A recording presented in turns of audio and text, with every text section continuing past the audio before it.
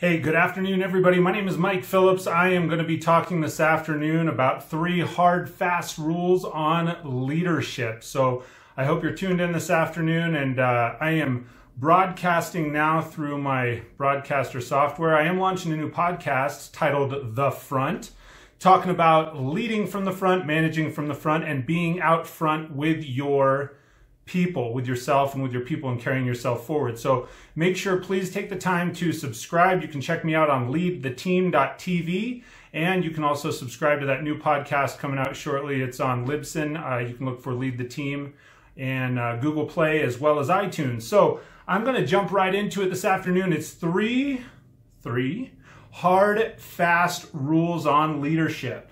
So I'm going to roll right into it. And I do have a few notes, so if I'm looking down rather than out, then just bear with me. I am used to radio. I'm jumping into video now as well, and doing that on the podcast.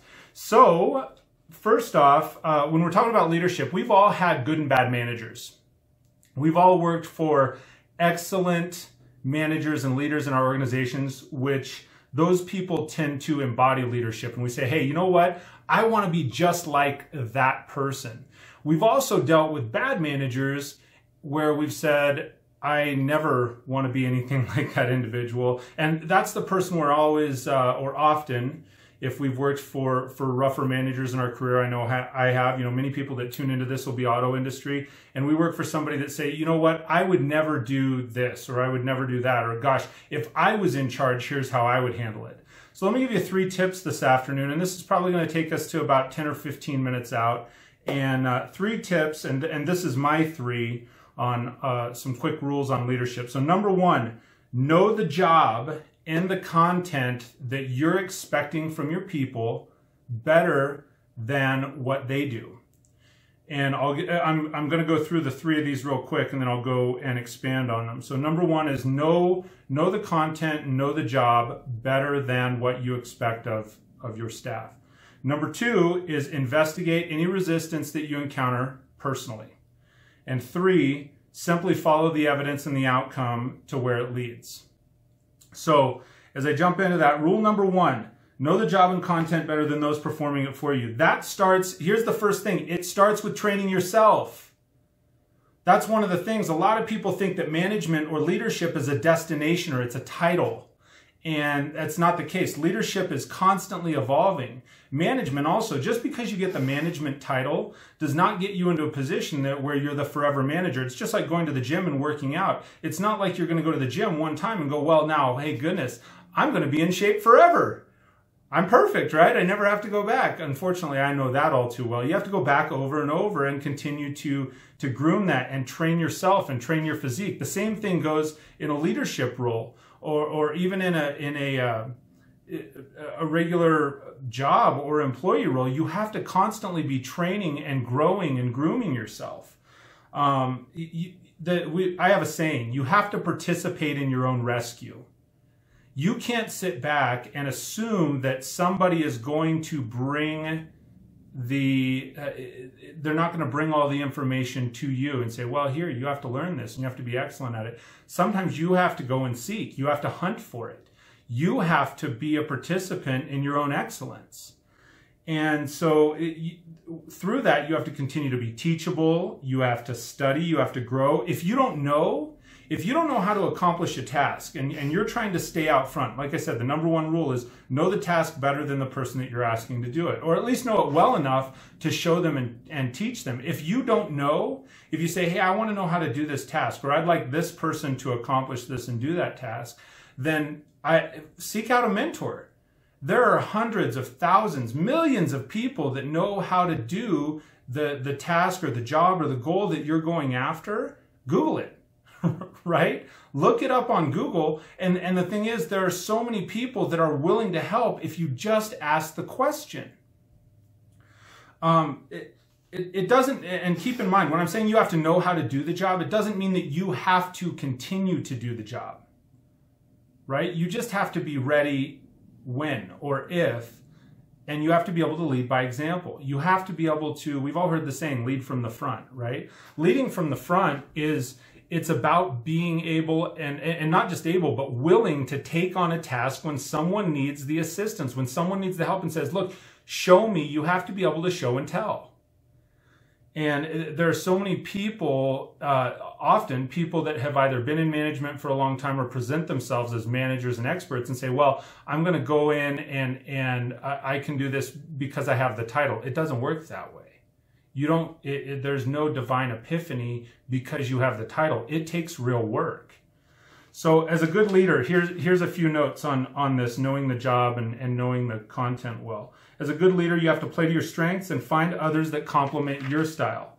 You can teach skill set. I'm a firm believer. You can teach someone skill set. You can groom work ethic. Yeah, I think you can even teach work ethic to a point. If you get somebody fired up and excited about something, you know, there are people that have it and people that don't. But I think you can really groom work ethic. But talent that's that innate ability. Talent is within someone. And so you have to be able to see and groom and get excited about somebody's talent when they are, you know, if they have a talent for something, somebody who has a talent for sales, if they have a want and a desire and a talent for sales and they're willing to work, they're willing to have the work ethic and put in the work, then there are so many good teachers out there that can teach skill set. They can teach somebody how to do the process. But you know, there are certain people that they may not be talented in sales. They may be talented in tech, right? Same deal. You can teach skills around tech, but if they're not a talented salesperson, you're not going to want to try and groom that salesmanship in a person that just doesn't have the talent for it. So you not just playing to your own strengths, but playing to other people's strengths. Surround yourself with people that complement you. And when you acknowledge somebody else's strengths, when you groom that, when you get them excited about it, that's one of those things, just by acknowledging people's talents sometimes, it'll get them all juiced and excited and pumped up, and they'll really excel at the task you have set out in front of them. So that's rule number one, is be able to perform the task that you're asking of somebody else. In most cases, you need to be able to perform it better than you're asking of someone else. Rule number two, investigate resistance personally. And what I mean by that, it means you got to get up off your butt and go. You've heard the saying, manage from your feet, not from your seat, right? Get up and go and check things out. If you get resistance, and here's the perfect deal, automotive sales, somebody comes back and says, hey boss, they're not going to buy the car. They're out. How do you know, right? You're in that management, you're in that leadership role. How about get up and go speak with the customer yourself? How do you know? And so when you meet that, you get met with that resistance of the person saying, no, they're not going to do this. You've got to ask the question, how do you know? Meet that resistance personally. Go get up and check it out. And when you're doing that, be open and objective to what you find. Right? It's not about who has the biggest ego, because sometimes you may go check it out and it may be legitimate that they're not prepared to make that purchase for whatever reason. It may be legitimate that they're not prepared to make that move. It may be legitimate that that person that you're asking to do a task is not capable of the task. They don't have the skill set. So you have to be objective in what you find. Keep your emotions to yourself and opinions. You know, all you got to do is weigh facts. Go and take the emotion, take the heightened heart rate and the voice and everything else out. Take the emotion all out of it and just hear the words. Just hear the facts when you're weighing on something like that, when you're going to investigate it personally. And here's a key. You cannot accept blind belief from others, because you will get sold on the other person's way, whether it's right or not. Belief sells. Belief wins. Belief wins battles. It creates businesses. Belief hits goals, right? Someone is going to get sold when belief outweighs anything else. Keep that in mind. If somebody's belief is strong enough and you haven't taken the time to say, hey, rule number 2, I'm going to go investigate this personally, then their belief is going to outweigh your opinion. You have to go check it out. Rule number 3, like I said, this is probably a 10 or 15 minute ordeal here, or 10 or 15 minute video. Rule number 3, follow the evidence and outcomes where they lead you. How did other people get there? You've heard the sayings. Me personally, I'm a fan of Tony Robbins. He has, and he may or may not have been the person to say this, but he is the person that I heard it from. And he says, listen, success leaves clues. So if you mirror and match the tasks that got one person there, then you're your own person. You're unique, right, in your own way. So, but if you follow the path and you do the same things that somebody else did to get an outcome, you're likely to get that same outcome, or at least pretty darn close to it. So, you know, success leaves clues. Here's an example. If you lead a team of 5 people, you got 5 people that work for you, and one person says, you know what, Mike, I don't think I can do that. I don't think that's possible. I don't think we're able to accomplish X by the end of the day. I don't think we're able to accomplish whatever it is by the end of the day, the week, the month, whatever that goal is. And they voice that. One, you need to respect that and listen and ask them why. You know, that's one of the most powerful, unused questions that we have available to us as humans, is just asking why.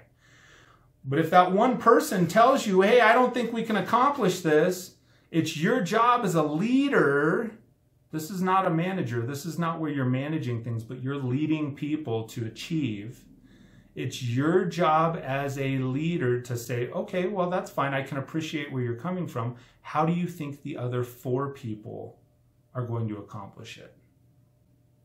And just let that sink in for a second. How do you think the other 4 people will do it?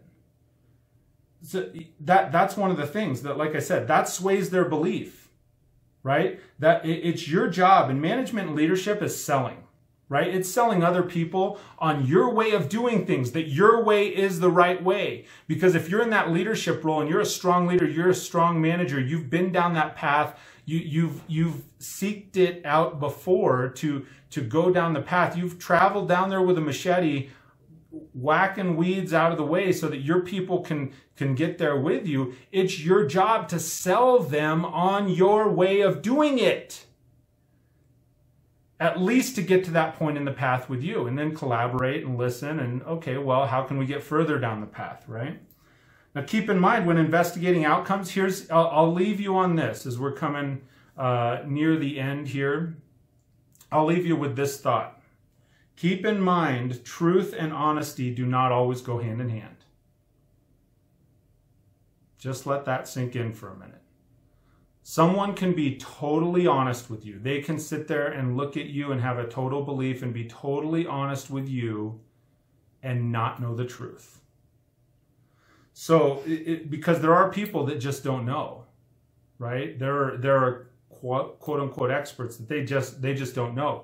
That they can be honest, they can have integrity, they can believe, but they may not have all the facts. So you have to keep in mind, truth and honesty don't always go hand in hand. That's where it goes back to number 2. Go and investigate the resistance. Get up yourself and go check it out.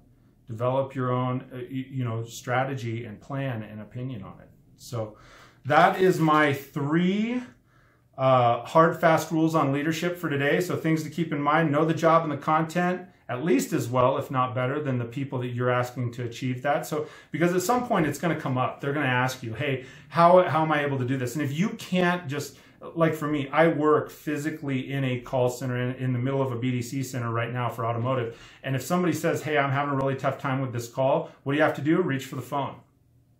Right then and there. Don't hesitate. No hesitation. Get out front. Answer the phone. Okay, watch this, right? And not to brag or be ego, but to show and teach and instill that faith that they can believe in, that you know how to perform the task. Number 2, investigate any resistance personally. Like I said, it's that adage, manage from your feet, not from your seat. And number 3, follow the evidence and outcome where it leads. So thank you everybody for taking the time to tune in with me this afternoon. Mike Phillips. I appreciate it. I really appreciate you. Please take the time. You can comment down below. You could share the video. Certainly, I should have said that at the beginning. You can share if you're tuning in on the podcast. Please share that. It's leadtheteam.libsyn.com. And by all means, start tuning in. I'm going to be doing this every Wednesday and Sunday. I don't have a formal time picked out yet, but I'll just encapsulate the whole day into leadership and motivation and business and automotive awesomeness. That's my plan. So thank you again. Until next time, hope you have a fantastic day.